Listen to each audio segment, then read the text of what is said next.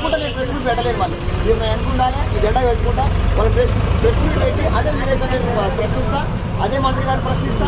నేను అట్టలేదు, అధికారి ఇన్ఫర్మేషన్ లేదు కదా. ఇన్ఫర్మేషన్ ఏందన్నా ఊరంతా పోతుంది. మీరు కాకపోతే రోడ్డు కట్ చేసుకొని ఏడు గోడలను కట్ చేసుకుంటే అన్ని అర్థమైతేనే ఉన్నాయి. కనీసం మరి ఏ పార్టీ అయినా వచ్చి అడిగినారా? ఎవరైనా ప్రశ్నించే శక్తి మా కాడు ఉంది కదా. దాని విషయం అంటే ఇన్ఫర్మేషన్ ఉండాలన్నా. ఒకరు అడిగితే మీకు తెలియదు కాదు, తెలిసిందే. మీరే వచ్చి వీళ్ళకి ఏం నటిస్తున్నారు ఏం సంగతి అని మీరు నిలబడాలి. ఆయన ఉన్నటువంటి ఆయనే కదా.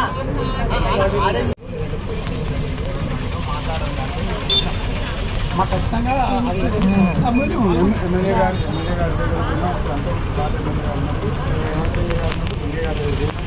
మూడు నెలలు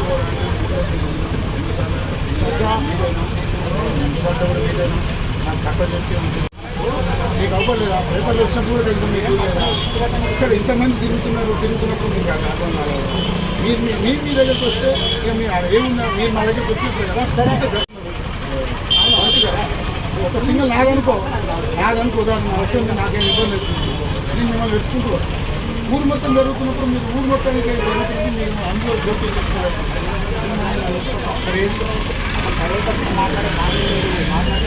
ఏ పార్టీ ఎదుగుతున్నారు ఏది మరి మన పార్టీ అంటున్నారు. మన పార్టీ ప్రశ్నించేది మాట్లాడేది చట్టసభలైనా ఎక్కడైనా ఈ పార్టీ ఒక్క కూడా కాంపెన్సేషన్ ఏం కట్టలేదు.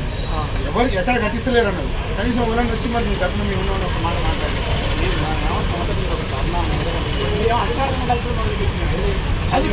అధికారులను కలిసి కదా పని అయిపోతుంది కదా. మనం వాళ్ళే అధికారులు కలిస్తే మొత్తం జరుగుతుందన్నా. మీ డిస్ట్రిబ్యూషన్ మీకు అవ్వలేదా? రోడ్డు మీద కటింగ్ అవపడుతుంది.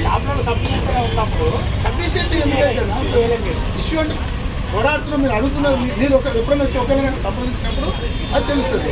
మీరు ఎవరిని సంప్రదించలేదు కదా. మీరంతా మీరు సైడ్ అయిపోయారు అంటే అసోసియేషన్ లేదన్నా. మా అసోసియేషన్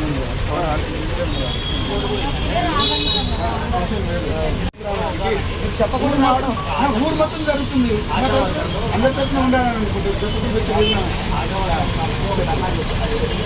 ఆ ధర్నా మాకు అవపడదు.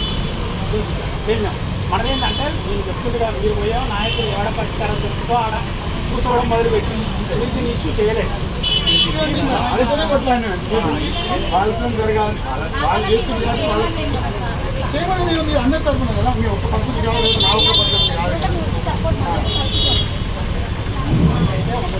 మీరన్నట్టు నిలబడే పార్టీ మేడం అని అంటే సరే ఆగని చెప్పేసి ఆ ఫైల్ తీసుకొని చింపేసి డస్ట్బిన్ వేసి ఎందుకు చింపేసి మేడం అని ప్రెస్ మీట్ వాళ్ళు అడిగితే నాకు ఒక కిరాణం షాపు మధ్యతరగతి వాడు కుటుంబంలో కిరాణం షాప్ పెట్టుకుంటే వాడే బతకాల తప్ప కార్పొరేట్ వ్యవస్థ వస్తే నా చిరు వ్యాపారస్తులు నష్టపోయి ఆగమై రణహోమాలు జరుగుతాయి నా దేశంలో అని చెప్పేసి ఆ రోజు 1995లో ఆపగలిగింది.